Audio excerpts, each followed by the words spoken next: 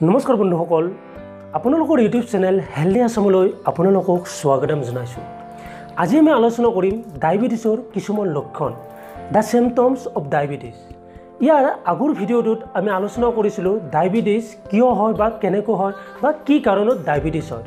So যদি আপুনি সেই ভিডিঅ'টো চোৱা নাই তেনেহ'লে এই ভিডিঅ'টোৰ শেষৰ পিনে সেই ভিডিঅ'টোৰ লিংক দিয়া হৈছে, আপোনালোকে সেই ভিডিঅ'টো চাব পাৰিব। তো বলকচোন আজি আমাৰ এই ভিডিঅ'টো আৰম্ভ কৰোঁ। তো পোনপ্ৰথমে ডায়াবেটিছৰ লক্ষণ বুলি ক'লে নাম্বাৰ 1 ৰাতি বাৰে বাৰে পেচাব লগা।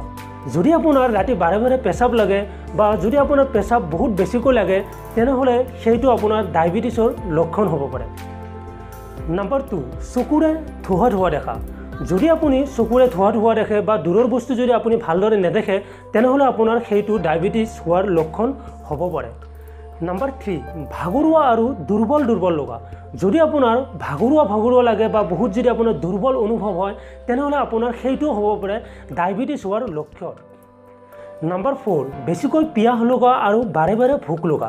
যদি আপোনাৰ বেছিকৈ পিয়াহ লাগে বা যদি আপোনাৰ বাৰে বাৰে ভোক লাগে তেনেহ'লে আপোনাৰ সেইটো হ'ব পাৰে ডায়াবেটিছৰ লক্ষণ। নাম্বাৰ 5 ঘাও সোনকালে নুশুকায়। যদি আপোনাৰ ঘাও হৈছে বা কিবা ফোঁহৰা ওলাইছে বা ক'ৰবাত যদি আপোনাৰ কাটিছে তেনেহ'লে সেইটো যদি আপোনাৰ সোনকালে শুকাই নাহে তেনেহ'লে আপোনাৰ সেইটো হ'ব পাৰে ডায়াবেটিছৰ লক্ষণ। নাম্বাৰ 6 হঠাতে ওজন কমি যোৱা। যদি আপোনাৰ হঠাতে বহুত বেছি ওজন কমি গৈছে তেনেহ'লে আপোনাৰ সেইটো হ'ব পাৰে ডায়াবেটিছ হোৱাৰ লক্ষণ। নাম্বাৰ 7 স্কিনত ইনফেকশ্যন হোৱা আৰু বেছিকৈ খুজতি হোৱা। যদি আপোনাৰ স্কিনত ইনফেকশ্যন হৈছে বা যদি আপোনাৰ দেহত বহুত বেছিকৈ খুজায় তেনেহ'লে আপোনাৰ সেইটো হ'ব পাৰে ডায়াবেটিছ হোৱাৰে লক্ষণ। নাম্বাৰ 8 তৎক্ষণাত বহুত বেছি ওজন বৃদ্ধি হোৱা। যদি আপোনাৰ তৎক্ষণাত বহুত বেছি ওজন বাঢ়ি যায় তেনেহ'লে আপোনাৰ সেইটো হ'ব পাৰে ডায়াবেটিছ হোৱাৰ লক্ষণ। তো বন্ধুসকল এই ভিডিঅ'টোত আলোচনা কৰা লক্ষণকেইটা যদিহে আপোনাৰ দেহত দেখা যায় বা আপোনাৰ পৰিয়ালৰ কোনোবা সদস্যৰ ক্ষেত্ৰত দেখা যায় তেনেহ'লে আপুনি অতি সোনকালে ডক্টৰৰ লগত এবাৰ কনচাল্ট কৰি লওক আৰু আপোনাৰ ডায়াবেটিছটো এবাৰ চেক কৰাই লওক। আৰু এইখিনিতে কৈ দিওঁ যে যদিহে এই লক্ষণকেইটাৰ কোনোবা এটি লক্ষণ আপোনাৰ দেহত দেখা দিছে ইয়াৰ মানে এইটো নহয় যে আপোনাৰ ডায়াবেটিছে হৈছে।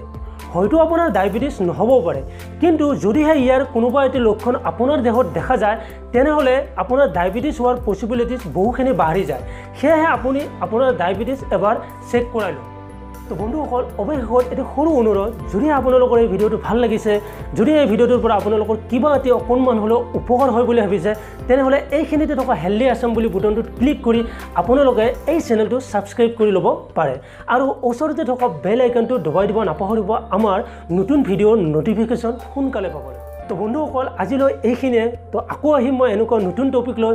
চাই থাকক হেল্ডি আসাম আৰু সদায় হেল্ডি থাকক। ধন্যবাদ।